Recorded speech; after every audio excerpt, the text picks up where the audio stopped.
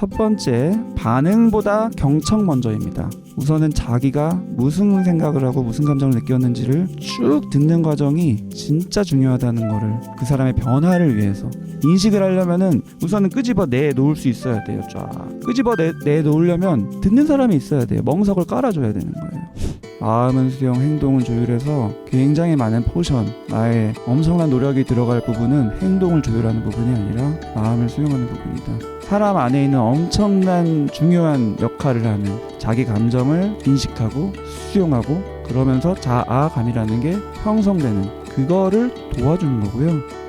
실전 3가지로 말씀드리겠다고 했는데, 첫 번째, 반응보다 경청 먼저입니다. 지금 여기 질문 주신 분들도 내가 어떻게 이걸 해야 되냐, 어떤 반응을 해야 되냐, 난 지금 감정이 예민한데 어떻게 반응하냐, 내가 반응했다가는 더 화가 날 것 같고 그래서 피하게 되고 안 듣게 되고. 근데 진짜 중요한 게, 우리는 함정, 유혹에 빠져요. 어떻게 부모로서 이 상황에서 아이한테 잘 반응해 줄까, 거울이 어떻게 하면 되어줄까, 반사를 어떻게 시켜줄까, 또는 어떻게 훈육을 하고 어떻게 올바른 길로 이끌어줄까. 이 부담이 엄청나지만, 그래서 오히려 빠지기 쉬운 함정, 반응에 자꾸 신경을 써요. 내가 어떻게 반응해야 되지? 표정 관리, 또는 내 말 한마디 한마디에 너무 이게 조바심이 나기 때문에 맞나 틀리나? 틀린 말 하면 어떡하지? 그래서 막 육아서를 찾아보거나 인터넷을 찾아보거나 유튜브를 찾아보거나 하면서도 답을 모르겠어서 조마조마 하기도 하고, 아니면 그냥 감정적으로 막 먼저 반응을 해보기도 하고. 근데 반응이 중요한 게 아니라 경청이 먼저다. 이거는 반응을 내가 제대로 하기 위해서도 굉장히 중요한 꿀팁이에요. 꿀팁. 경청을 하다 보면은 내 마음이 더 명확하게 뭐가 중요한지 아닌지, 지금 아이의 마음에서 뭐가 핵심인지 아닌지를 파악할 수 있게 돼요. 들으면 들을수록, 데이터가 많으면 많을수록 더 명확하게 판단이 됩니다. 그래서 경청 먼저인데, 그래도 아이는 해결해 주기를 바라는 것 같은데요. 그래도 아이는 좀 자기를 도와달라고 자꾸 하는데요. 이런 또 유혹에 빠지거든요. 근데 진짜로 생각을 해보셔야 돼요. 아이가 원하는 게 뭘까? 그 순간에 아이가 원하는 거에 집중하지 말고요. 긴 호흡에서 아이가 원하는 부모라는 게 뭘까? 아이는 이래라 저래라 조언해주고, 또는 딱딱딱 문제를 해결해주고, 이런 부모를 원하지 않아요. 은근히 아이도 마찬가지고, 더 크게는 사람 모두가 마찬가지로 수용을 원합니다. 수용. 쉽게 말하면은 내 마음을 알아주길 원해요. 근데 우리는 부모로서 마음은 내가 알아, 내가 내 뱃속에서 난 자식인데 모르겠어? 성격도 다 알고, 너 이러니까 이렇게 생각하는 거 아니야, 내가 다 알아. 근데 그건 안 돼. 그렇게 살다가는 큰일 나. 이런 식으로 내가 넘겨짚고 진짜 아이가 원하는 거가 뭔지를 자꾸 무시하게 됩니다. 그래서 감정을 수용해주고 정서적인 상호작용을 하는 과정 없이 얘기를 대충 들은 다음에, 친구랑 싸웠어. 친구랑 싸웠는데 별것도 아닌 거 가지고 싸운 것 같아. 내가 들어보니까, 대충 들어보니까. 그리고 괜히 이것 때문에 신경 쓰느라고 공부 못하는 것 같아. 또는 관계가 더 복잡해지는 것 같아. 그러니까 딱 조언, 해결을 해주려고 하죠. 그냥 사과하고 끝내. 그게 너한테도 좋고 걔한테도 좋아. 초등학교 때 친구 기억 하나도 안 나. 지금 친구 한 명도 안 남았어. 이런 식으로 현실적인 조언을 막 해주려고 하죠. 그럼 아이 입장에서는 어떨까요? 그게 아이가 원하는 걸까요? 아이의 눈높이에는 절대 안 맞죠. 현실적이지 않아요. 그리고 우리도 현실적이지 않았습니다. 그리고 지금도 사실은 현실적이지 않아요. 누구든지 사람은 현실과 무관하게 이상적으로 수용받고 싶은 마음이 있습니다. 내가 좀 잘못한 거 아는데, 실수한 거 아는데, 그래도 내 편을 좀 들어줬으면 좋겠어. 경청 먼저예요. 경청. 지금 막 수용해주라는 얘기도 아니에요. 착각하실 수 있는데 우선 들어야 되는 거예요. 내가 이 감정을 잘라낼지 수용할지 판단하지 말고 우선은 들어야 되는 거예요. 경청의 어떤 팁이라는 거를 저는 별로 좋아하진 않는데, 왜냐면은 내가 내 평상시 언어에 가깝게 내가 판단하는 나의 뉘앙스로 상호작용을 해야 되기 때문에. 근데 이제 그래도 아무 말도 안 해드릴 수는 없기 때문에 제일 무난하고 흔한 얘기를 드리는 거죠. 우선은 듣는 태도, 음만 해도 돼요. 좀 더 하고 싶으면 그랬구나. 그게 뭐야? 이런 생각 들 수 있거든요. 근데 저도 정신과 의사 되기 전에는 잘 몰랐어요. 정신과 의사가 하는 상담이라는 게 엄청난 조언과 엄청난 해결을 해주는 건 줄 알았어요. 근데 오히려 많은 지식이 있고 많은 경험이 있는 분일수록 말을 아낍니다. 그 이유는 내가 아무리 말해도 그게 통하는 게 아니라서, 사람은 답정너라서. 우선은 자기가 무슨 생각을 하고 무슨 감정을 느꼈는지를 쭉 듣는 과정이 진짜 중요하다는 거를, 그 사람의 변화를 위해서. 결국에는 우리가 추구하는 건 변화잖아요. 지금 뜬구름 잡는 얘기하는 게 아니에요. 근데 단계가 있는 거예요. 우선은 자기 생각과 감정을 인식해야 되는 거예요. 인식을 하려면은 우선은 끄집어 내놓을 수 있어야 돼요. 쫙 끄집어 내놓으려면 듣는 사람이 있어야 돼요. 멍석을 깔아줘야 되는 거예요. 그랬구나. 그래서 정말 상담이 잘 됐구나 하고 느낄 때는 아무 말도 안 할 때, 그냥 내담자 혼자 계속 50분 동안 얘기할 때. 그게 가능한가요? 가능해요. 수용받는 경험 계속 하다 보면. 근데 처음부터 되진 않죠. 우선은 리액션을 하는데 네, 이렇게 생각할 수도 있고, 아무 말 없이 그냥 생각하는 표정을 지을 수도 있고, 자세를 그렇게 잡을 수도 있고. 근데 이게 의도적으로 하는 자세가 아니라 자연스럽게 그 마음 안으로 궁금증을 가지고 들어가려는 태도를 가지면 말로, 비언어적인 걸로 표현이 됩니다. 근데 내가 그렇게 해도 얘가 얘기를 안 하는데요? 그럴 수 있어요. 이때는 얘기를 조금 했어. 친구랑 싸웠어. 그랬구나. 그 다음에 썰렁.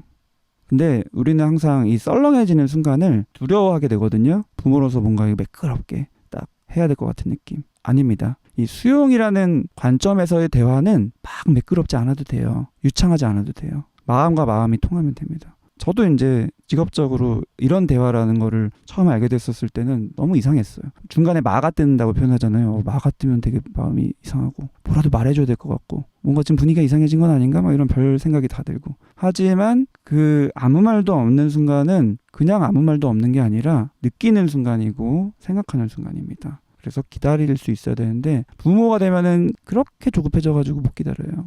그래서 너 그냥 사과하고 끝냈어? 아니면 또 아직도 지금 그 생각하고 있는 거야? 또 뭐 친구한테 그 문자 보냈어? 막 이렇게 막 넘겨짚어가지고 얘가 지금 잘했나 못했나, 일이 더 커지진 않았나, 막 이걸 자꾸 파악하고 판단하고, 감정, 너 아직도 쪼잔하게 지금 계속 그거 가지고 그러고 있어? 막 이거를 막 확인하고 싶어져요. 근데 그럴수록 역효과가 납니다. 아주 천천히 들어야 돼요. 그랬구나. 말 안 해도 되고, 끊겼을 때는 좀 생각을 하는 시간이에요. 좀 생각하는 것 같으면 좀 기다려주고, 그때 조금 뭐라도 얘기해주고 싶으면 그래서 어떻게 됐어? 지금 친구랑 만약에 싸웠다 치면은 그 이후의 과정이 또 있는 거예요. 그 이후에 뭐 복도에서 마주쳤는데 속된 말로 쌩 깠는지, 어떤 사건 같은 것도 우선은 접근하기 쉬운 거지만 사실은 더 관심을 가져야 되는 거는 사건 안에 있는 아이의 마음. 그래서 너가 어땠어? 지금 서먹서먹해진 관계, 복도에서 그냥 지나가는 거, 또는 문자 지금 안 오고 있는 거, 그런 상황에 대한 얘기를 들었다 치면은 뭐 그랬구나, 그냥 사과하고 끝내, 이게 아니라, 이거 역시 해결 중심 관점이죠. 제일 중요한 거는 그래서 너가 어땠냐, 어떤 마음이 들었어, 이렇게 물어볼 수도 있고, 마음이라는 크게 생각, 감정인데, 그래서 어떤 생각이 들었어, 어떤 감정이 들었어,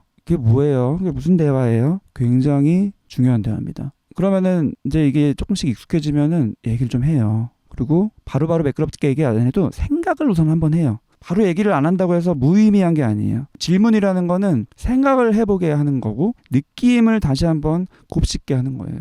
왜냐면은 분명히 생각하고 분명히 느꼈지만 아이들은 그냥 넘어가고 싶거든요. 왜냐면은 내가 지금 친구랑 사이가 안 좋다, 이런 뭔가 바람직하지 않은 것 같은, 갈등이 있는 것 같은, 뭔가 잘못한 것 같은 그 느낌에 사로잡혀가지고 빨리 해결을 하고 싶은 그 마음이 있을 수 있거든요. 하지만 그 이면에는 굉장히 조바심이 나고 빨리 해결하고 싶다, 또는 불안하다, 친구 볼 때마다 불안할 수도 있고, 심지어 무서울 수도 있어요. 그 다음에 마음이 위축될 수도 있고, 쪼그라들 수도 있고, 눈치가 보일 수도 있고, 다른 애들이 날 어떻게 보나, 이런 식의 마음들, 생각들, 감정들. 그 다음에 생각들도 무궁무진하게 많을 수 있죠. 지금 내가 얘랑 단짝인데 겨우겨우 이제서야 굳어진 3명 중에 1명인데, 만약에 얘랑 소원해지면 나는 이 그룹에서 더 힘들어지고, 입지가 뭐 이런 걸 수도 있고, 단짝이면 더 힘들고. 그래서 무수히 많은 생각들이 펼쳐질 수 있습니다. 걱정, 생각, 이런 것도 물어봐 줄 수 있어요. 얘기를 만약에 하면은 계속 들으면 되고, 못하면 그래서 어떻게 될 것 같아, 어떻게 됐어도 중요하고, 아이들은 과거만 있는 게 아니라 미래도 있거든요.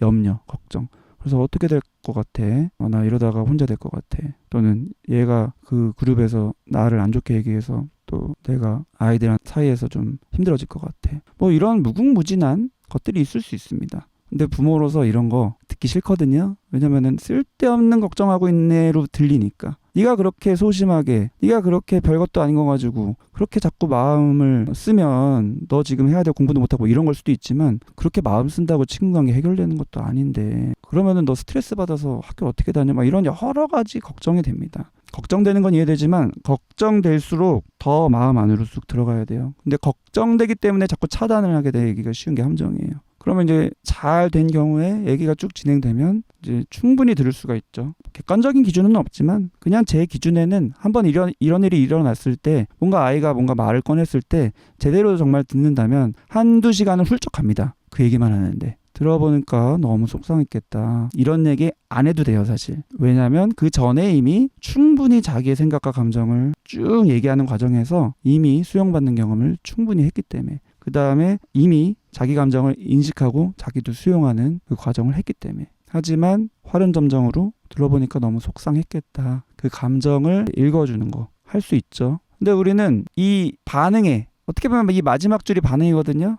속상했겠다라고 뭔가 이렇게 리액션 해주는 거, 여기에만 자꾸 집중을 해요. 근데 이거는 별로 안 중요하다는 거예요. 왜냐하면 그 전의 과정이 중요하기 때문에. 근데 그 전의 과정 다 빼고 친구랑 싸웠어. 너무 속상했겠다. 안 맞는 거고요. 공감이 아니고요. 지난번에 제가 말씀드렸죠. 비유로 아무것도 모르고 수용해줬던, 저뿐만 아니라 많은 사람들이 겪는 초보자의 실수. 수용에만 집착했었을 때, 내가 리액션, 수용하는 반응에만 집착했었을 때 나타나는 흔한 실수. 감정에 이름을 붙여줘야 된다. 그래서 아이가 아직 자기가 표현을 못하니까 그 감정을 이런 감정이다, 이런 감정이야, 이렇게 물어봐주고 그거 참 속상했겠다라고 속상한 마음이라는 걸 되짚어주고, 이런 거 중요하거든요. 근데 그거는 그냥 마지막에 점 하나 찍는 거라는 거예요. 그 전에 충분히 많이 아이가 얘기를 할 수 있게 내가 듣겠다는 태도, 반응을 해야겠다는 태도에 집중하는 게 아니라 다 미루고 우선 듣겠다는 태도에 집중을 해야 된다. 이 얘기를 드린 겁니다. 해결하려고 자꾸 하고 조언하려고 하고 훈육하려고 하기 전에 충분히 아이가 말할 수 있도록. 근데 물론 아까 말씀드렸다시피 급박한 상황, 뭔가 가야 되는데 안 가려고 하거나 이런 상황에서는 우선은 행동을 조율해 줘야 돼요. 가게끔. 하지만 거기서 갔다고 해서 끝나는 게 아니라는 거예요. 내가 놓쳤던 이 부분을 순서상 조금 뒤로 미뤘더라도 여유가 생겼을 때 바로 그거를 다시 물어봐 주면서 하는 거.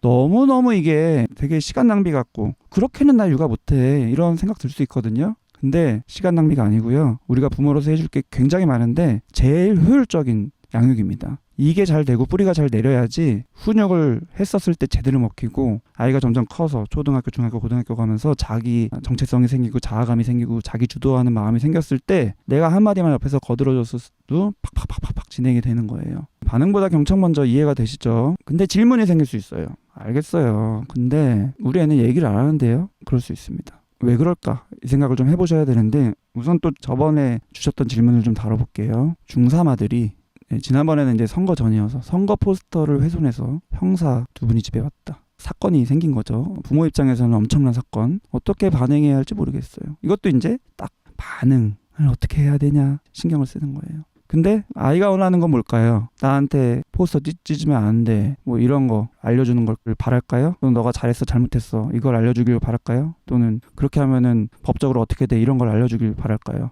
또는 아이가 원하는 거는 빨리 이거를 변호사 잘 해가지고 처리하는 걸까요? 물론 표면적으로는 그럴 수 있습니다. 하지만 진짜 아이가 원하는 거, 또는 부모도 진짜 집중해야 되는 거는 반응이 아니라 경청이에요. 아이의 마음. 여기는 아이의 마음이 없어요. 선거 포스터를 훼손했다. 그래서 형사 2분이 집에 오셨다. 아이의 마음이 없는데 어떻게 반응을 해요? 무수히 많은 아이의 마음이 있습니다. 중3쯤 되면은 이미 부모님이 파악하지 못하는 엄청나게 많은 게 있어요. 근데 이제 선거 포스터 생각하면 뭐 정치색 너무 극단적인 거 아닌가? 또는 우리 부모의 마음이랑 다른 거 아닌가? 이런 불안이나 염려, 또 이렇게 되다가는 나중에 내가 염려하는 그런 방향으로 되어버리는 거 아닌가? 이런 식으로 막 상상의 나이가 펼쳐지면서 어떻게 하면 이 행동을 안 하게 할 것인가? 어떻게 하면 이 생각을 뜯어 고치게 할 것인가?에 집중을 하게 되기가 쉬운데, 그럴수록 아이랑은 멀어지는 거고요. 더 일은 꼬이고요. 반복하고요. 어떤 일이 벌어졌는지, 왜 그랬는지, 어떤 이유로 그랬는지